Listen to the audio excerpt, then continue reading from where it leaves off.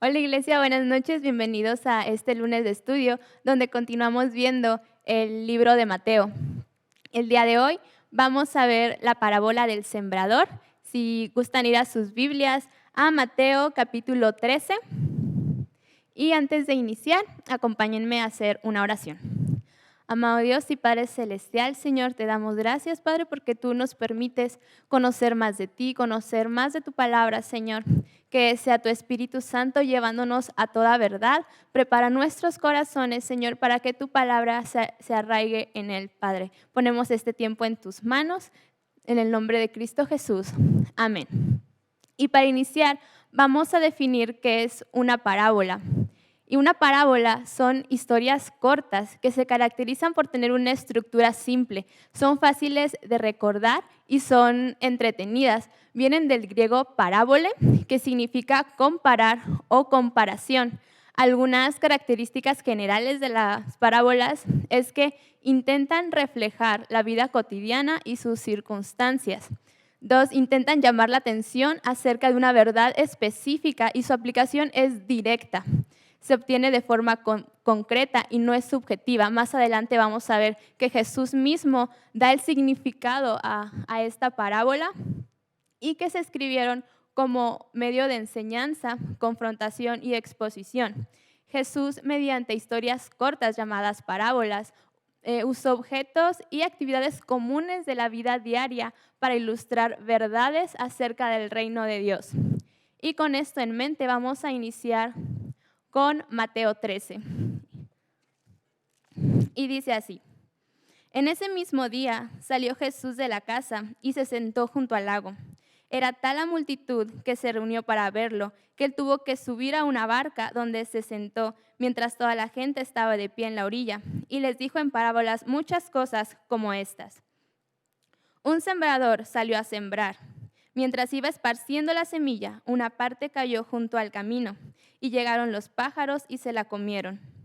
Otra parte cayó en terreno pedregoso, sin mucha tierra. Esa semilla brotó pronto porque la tierra no era profunda, pero cuando salió el sol, las plantas se marchitaron y por no tener raíz, se secaron. Otra parte de la semilla cayó entre espinos, que al crecer la ahogaron. Pero las otras semillas cayeron en buen terreno, en el que se dio una cosecha que rindió el 30, el 60 y hasta 100 veces más de lo que se había sembrado. El que tenga oídos para oír, que oiga.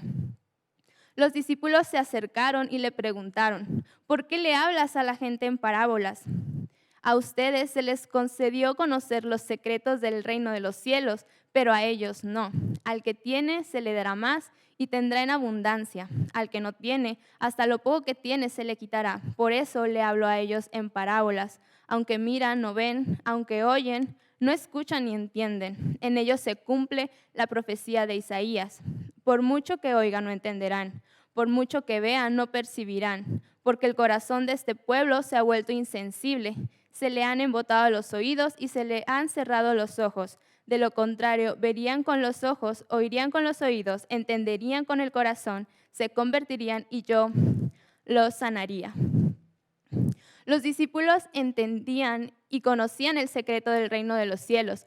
Fueron enseñados por Jesús mismo en su caminar con él, pero los demás no. Recordemos que Jesús estaba hablando ante una multitud, así que como vimos, Jesús usaba actividades comunes de la vida diaria para ilustrar verdades acerca del reino de Dios. Y quienes estaban receptivos a las verdades espirituales comprendían este paralelismo, pero para otros simplemente eran historias sin sentido. Y Jesús nos explica a través de esta parábola lo que es el reino, a diferencia de nuestras expectativas. El reino del cielo no es solamente un lugar geográfico, sino que es un reino espiritual en el que Dios gobierna y donde compartiremos la vida eterna.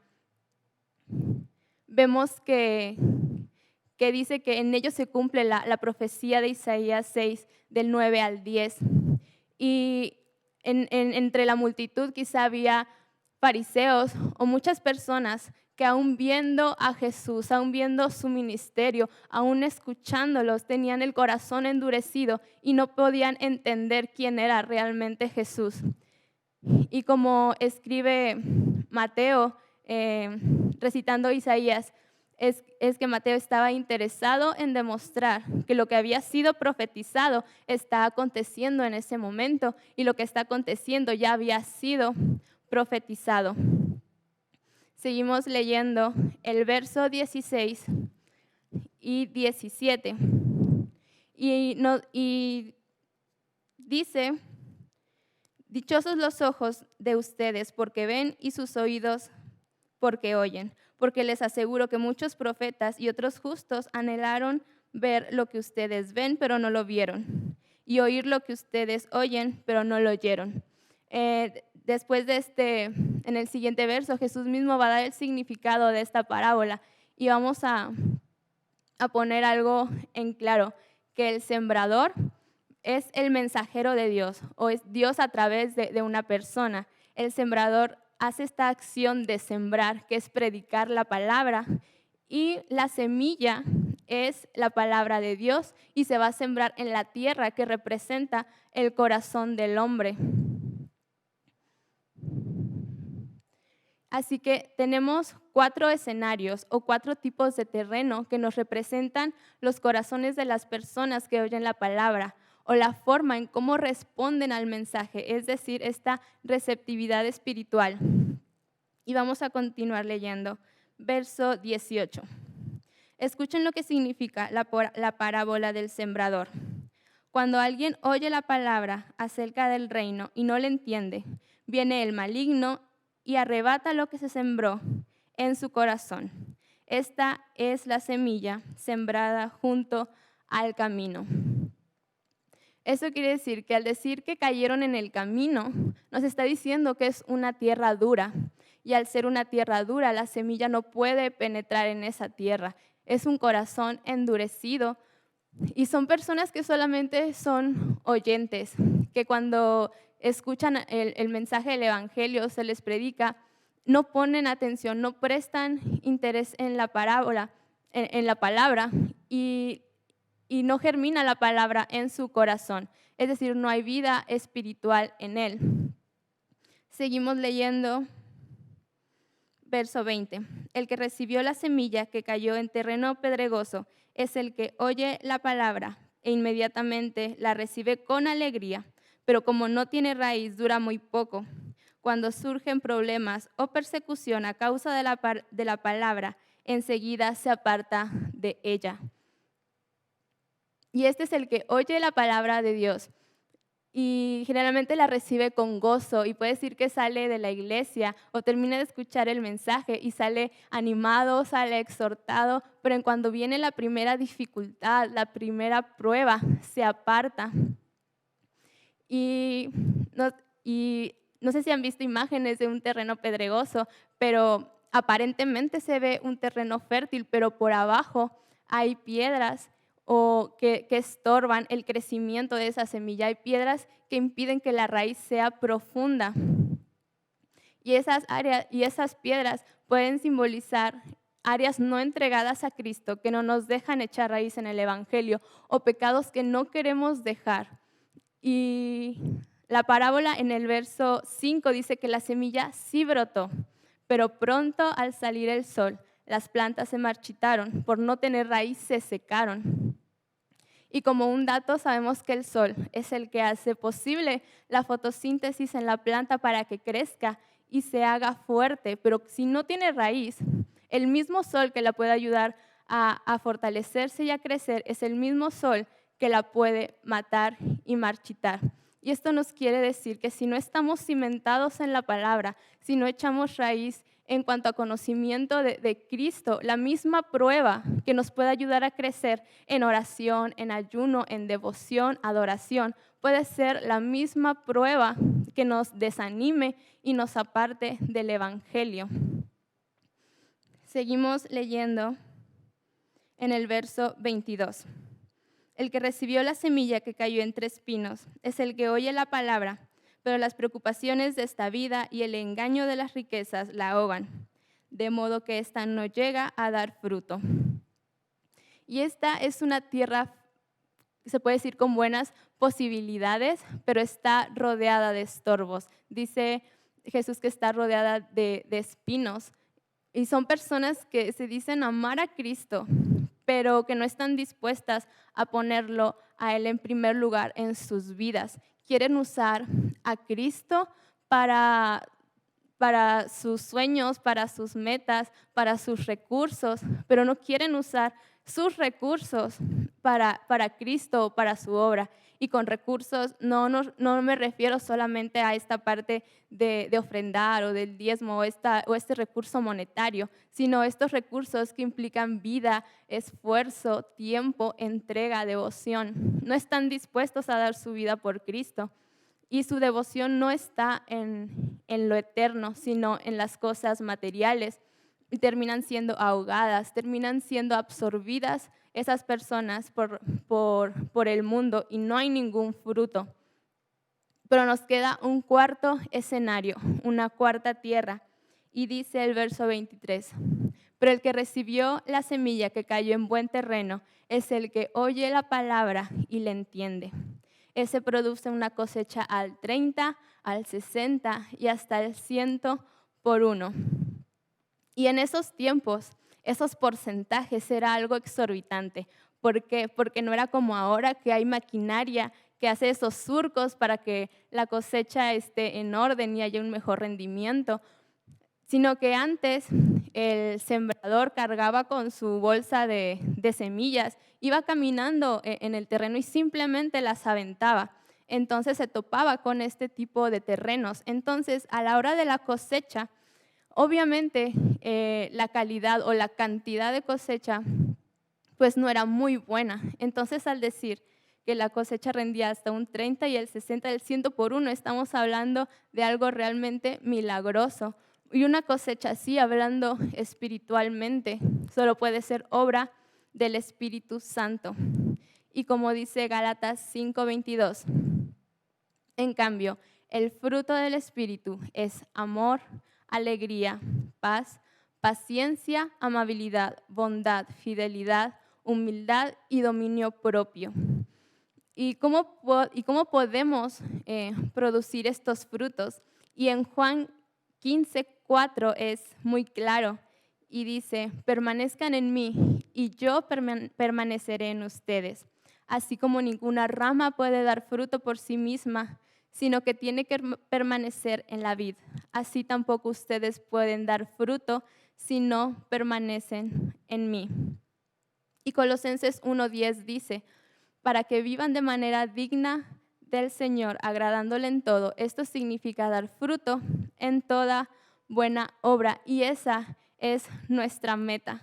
Con esta parábola podemos ver que el corazón es el centro de la vida espiritual, porque si el fruto de un árbol es malo, no intentamos cambiar el fruto, tenemos que ir directo a la raíz, tenemos que ir al meollo de problema y no es suficiente cambiar los hábitos. A Jesús lo que le importa es cómo está mi corazón.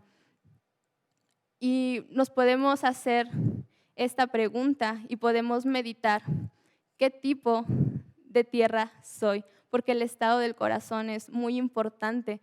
Y nuestra respuesta ante esta pregunta, sinceramente, nos vamos con la respuesta de yo soy tierra fértil. Y se nos olvida que en algún punto de nuestras vidas fuimos un corazón duro. En algún punto de nuestras vidas fuimos este corazón sin raíz, que a la primera prueba, a la primera tempestad, nos veníamos para abajo, fallábamos, o en algún punto de nuestra vida nos dejamos guiar por este éxito que el mundo nos ofrece. Y en cualquiera de los terrenos que estés, tenemos que dar gracias a Dios que mandó a su Hijo Jesucristo a morir por nosotros y que ahora tenemos el Espíritu Santo que puede convertir desde este corazón duro a un terreno fértil. Y si tu respuesta fue que eres un corazón fértil, dar gracias a Dios por eso, porque fue Él quien hizo la obra. porque un corazón fértil y receptible solo es obra del Espíritu Santo. Nosotros somos incapaces por nosotros mismos de producir buen fruto debido a la naturaleza pecaminosa con la que luchamos diariamente. Es por eso que necesitamos a un Salvador y lo tenemos. Y se llama Cristo Jesús, que dejó su Espíritu Santo para habitar en nuestros corazones. Entonces podemos entender que el reino de los cielos no, es un reino espiritual donde Cristo gobierna en mi corazón y que debemos echar raíz en su palabra y permanecer en relación con Él para poder llevar fruto. Y mediante un cultivo espiritual debemos cuidar nuestras almas, evitando que se vuelvan duras e indiferentes. Y vamos a Proverbios 4:23, que dice: por sobre todas las cosas, cuida tu corazón, porque de él mana la vida. Mateo 5:8, Jesús nos dice: dichosos los de corazón limpio, porque ellos verán a Dios. Y vamos a terminar con Salmos 51:10, que esta debería ser nuestra oración diaria. Crea en mí, oh Dios, un corazón limpio y renueva la firmeza de mi espíritu. Así que, hermanos, esto nos debe de exhortar a cada día examinar nuestros corazones, que la obra solamente la puede hacer el Espíritu Santo en nuestra vida, y que al momento de compartir el Evangelio o al momento de compartirle a alguien más de la palabra, estar tranquilos de que no somos nosotros quienes cambiamos a las personas, sino que es el Espíritu Santo haciendo nuestra obra, haciendo la obra, y no debemos desanimarnos en ningún momento, sino seguir perseverando para llevar fruto para Cristo y para el Evangelio. Y vamos a terminar con una oración.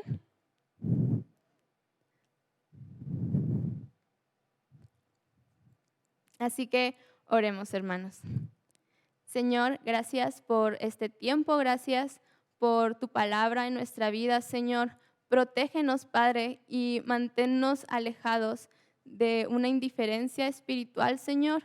No dejes que nos afanemos por las cosas de este mundo, sino fortalécenos y haz de nuestro corazón un corazón receptible a tu voz y a tu palabra. Danos un deseo más profundo de conocer más de ti y de poder recibir tu palabra con gozo, que se arraigue profundamente en nuestra alma para que podamos dar fruto para tu gloria. Te lo pedimos y te damos gracias en el nombre de Cristo Jesús. Amén. Muchas gracias, hermanos, por acompañarnos el día de hoy. Invitamos a todos los jóvenes los días viernes a las 7 a conectarse con Zoom. Estamos haciendo las reuniones a esa hora y los temas es acerca de la vida de Timoteo, así que los exhortamos a que si nos pueden acompañar y compartir esta reunión con demás jóvenes para que nos acompañen y seamos edificados juntos. Nos vemos el próximo lunes en la próxima reunión de estudio bíblico. Muchas gracias por acompañarnos.